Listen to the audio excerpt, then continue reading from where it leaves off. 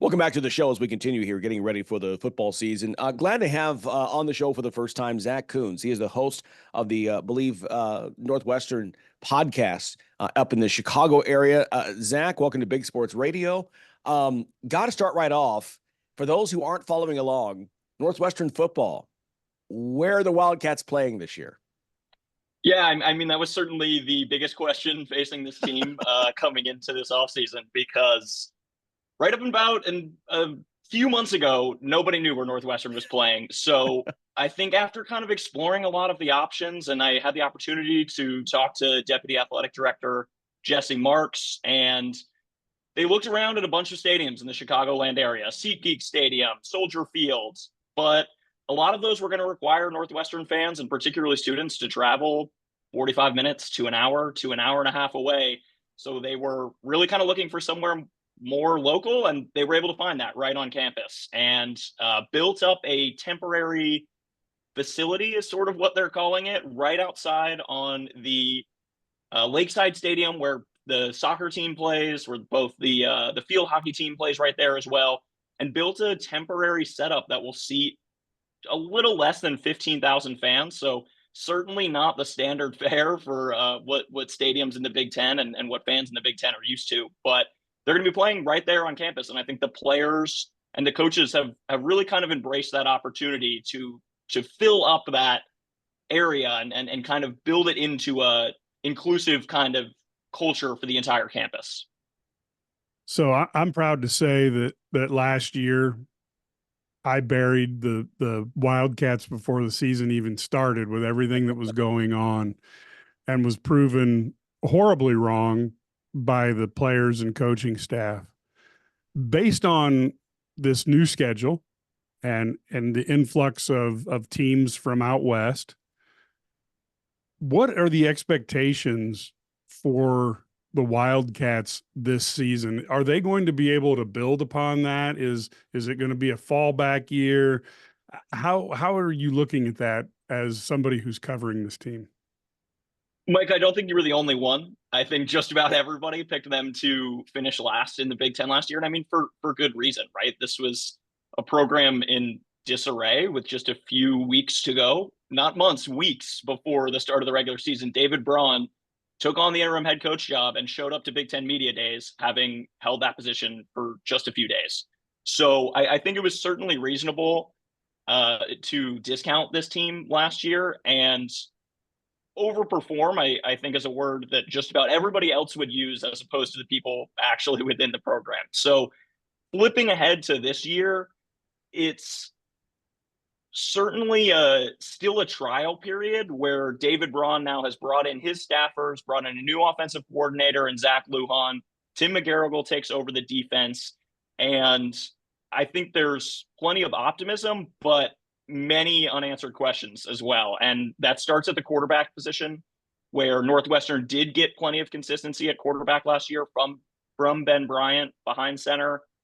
But this year, there's still an open quarterback competition between Mike Wright, who transferred in from Mississippi State after having played a little bit at Vanderbilt as well, and then Jack Lausch, who's a guy who's been within the program for the last couple of years that the coaching staff is very, very high on, but people haven't really seen him play a whole lot of football. So I think there's some question as to whether or not one of those guys is going to grab the reins. And if they don't, frankly, you can look back at the quarterback position for Northwestern over the last 10 years. And when there hasn't been consistency, they have not been a very good football team.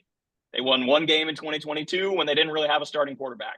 They won 3 games in 2020 or 2019 rather, when they didn't have a quarterback. So if one of those guys does not take over and does not really kind of establish themselves as the guy, I think this team is going to struggle, and a bowl game might be a little bit out of reach.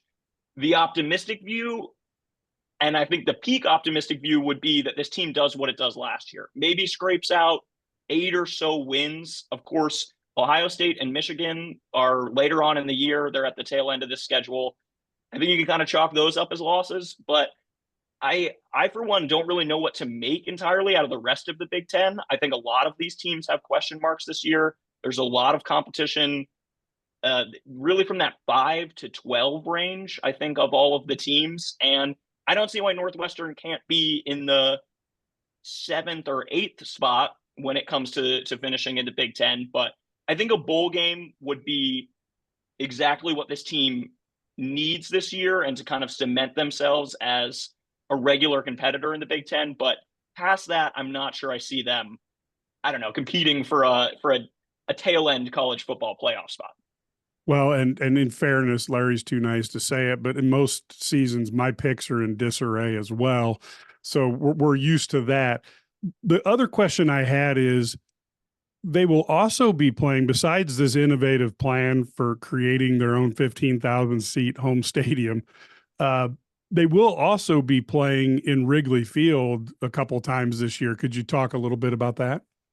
Yeah, so this is something that Northwestern's gotten the opportunity to do in the past, and I think really is a great opportunity to just embrace the city of Chicago. Obviously, Evanston is very different, but to kind of rope in kind of the Chicagoland fans, there's plenty of Northwestern alumni in the area.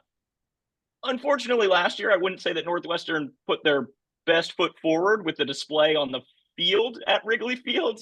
They had that 10-7 matchup against Iowa.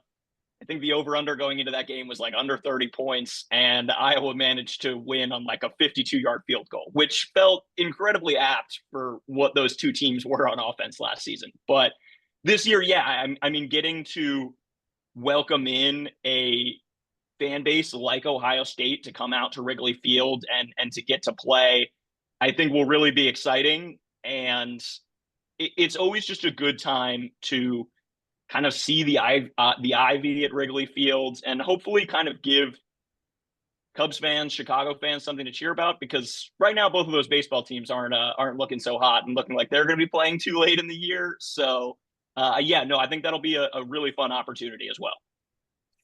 Talking with Zach Koons once again. He's host of the Believe Northwestern podcast. Staying with that, what a year! All despite the Cubs, it's been a great year for Wrigley Field. We saw 35,000 in for the NWSL game earlier this season on that Saturday night. That was just a tremendous national broadcast. It was huge.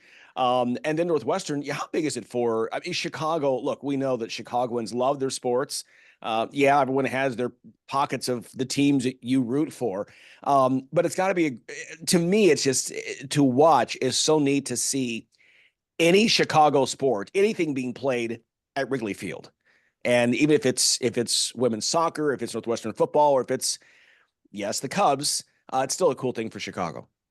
Yeah, I mean it's a landmark, it's an institution, and although somewhere like Northwestern, obviously much smaller than any other team in the Big Ten, so just naturally doesn't generate as many fans, doesn't have as many alumni to come in and cheer for the program, that you can ingrain something so seamlessly into the city and just kind of have the city rally around something and rally around the area. It's a great place to hang out as well. I know some people have their gripes with living around the ballpark and how crazy it can kind of get as well, but it's just a great area to hang out. You want to have a good time. You want to take in sports as well. And although Big Ten football, it's an acquired taste. I think there's plenty to really appreciate and really get excited about when you're stepping into such a historic institution like Wrigley Field. Let me ask a follow-up to that. It's something I thought about just now. Wrigley Field seating only 37,000 people. We know that the new stadium there is going to be a smaller venue. Are we envisioning something like what they did at San Diego State, where they tore down Qualcomm, built Snapdragon? It's like 35,000, but it's rocking. Are we seeing something like that in terms of for the new football stadium there at Northwestern, something that's smaller but intimate, that kind of fits what Northwestern is looking for? Yeah, and I think that's something that the coaching staff and the players have really embraced in kind of creating their own home field advantage. I'm sure you guys have watched a Northwestern game for a time or two, Saturday morning, 11 a.m. at Ryan Field, and there's a lot of empty seats. That's from students not getting there early enough, or not getting there at all, or opposing fans coming in and kind of taking over that stadium. And that's something that I think Northwestern really wants to prevent. So I think it's really going to be about kind of creating their own home field advantage. And as a result, that's going to box out a lot of away fans. I'm really interested to see how opposing teams. I mean, Wisconsin is going to have to come in and play at this temporary setup. And I think the fans and perhaps the Wisconsin players as well aren't going to be exactly happy about that. And when Northwestern is only averaging the last 2 seasons, it was about 23,000 fans at Ryan Field last year, and then only 26 the year before that, in part because of the performance on the field, in part because of everything that was playing out off the field. So to kind of go back to basics and make sure that you're filling this out and making it your space, I think is really going to be powerful. And I think will create quite a unique and kind of interesting home field advantage for the Wildcats. One other question I had is, with all the things going on off the field, and then you have Coach Braun's success on the field, how is the NIL aggregation and raising of funds? How is that going for Northwestern? Yeah, it's certainly more of a challenge. I think they wouldn't entirely admit to that, but that's something that Northwestern is very aware of, that they need to learn how to compete with these other schools when you don't quite have the backing or the full kind of full-fledged alumni support that you might get at these other schools, and just from a matter of sheer size. So, I mean, they've established an organization called True NU that really works to kind of figure out different ways that Northwestern can tap into that landscape. But that's certainly a point of emphasis for David Braun moving forward, because he recognizes that you can only recruit so many of your own players. And in today's landscape, you have to go out, you have to hit the portal, you have to explore and entice these players to want to come. So I think a lot of that comes around with selling the entire package that Northwestern can provide, from an academic standpoint to a beautiful campus to the connection to Chicago. That's something that Northwestern really has to emphasize if it can't compete when it comes financially to these other schools. Want to get a quick thoughts in as well in terms of before I let you go, basketball coming up. It's still quite a ways away, but Northwestern, with all teams everywhere retooling, what does Coach Collins have this coming fall? Yeah, of course, everybody's going to be wondering how they're going to replace Boo Buie. And the answer is they are not going to replace Boo Buie, but are going to have to do that in the aggregate. So, I mean, I'm really excited about, I think there's some real opportunities for some guys to step up. And I think Brooks Barnheiser, of course, is the guy I really have my eye on. Kind of flirted around with the NBA draft this fall, but I think was really just trying to gauge exactly what kind of his mettle was and where he needed to improve moving forward. He's long been one of my favorite players to watch on that team, just seems to do everything right. And I think he can really grow into that number one role, but they're returning a lot of guys as well. So I think having their sights set on another NCAA tournament run is not out of the question. They're bringing back Matt Nicholson, Ty Berry coming back after missing the end of the year due to injury as well. So there's plenty of talent there. I think the Big Ten got a lot better in basketball. I think there's a lot more talent from some of those teams like Michigan that have gotten better, that kind of have fallen off in recent years. But we'll see how that plays out. But Wells Ryan Arena, another arena that, of course, Northwestern has worked on recently as they're kind of improving the entire campus. And that place is going to be rocking. If this team starts off pretty well, and I think they will, the non-conference slate, not entirely challenging. So once they get into the Big Ten play, it's kind of a bit of a free-for-all. But I'm really looking forward to seeing what that team can do this winter and this spring. Yeah, you talk about a home court advantage. I mean, boy, Welsh Ryan was that, and then some, especially last year. There's no question. And in terms of Boo Buie, there are at least 17 coaching staffs who are breathing a sigh of relief as they put together their plans for this winter, that they don't have to face Boo Buie. He's certainly a handful. Oh, listen, Northwestern all-time leading scorer and deserving of that. Hey, Zach, great to talk with you. We look forward to this upcoming season and seeing that temporary setup as well. I'm glad that you kind of broke down some of the details of that, because it was out there and then not much was heard about it kind of around. And I think a lot of people who just maybe, don't follow Northwestern as closely as you do now have a better idea of what's going on up there. Have a great season. We'll talk with you soon. Thanks, guys.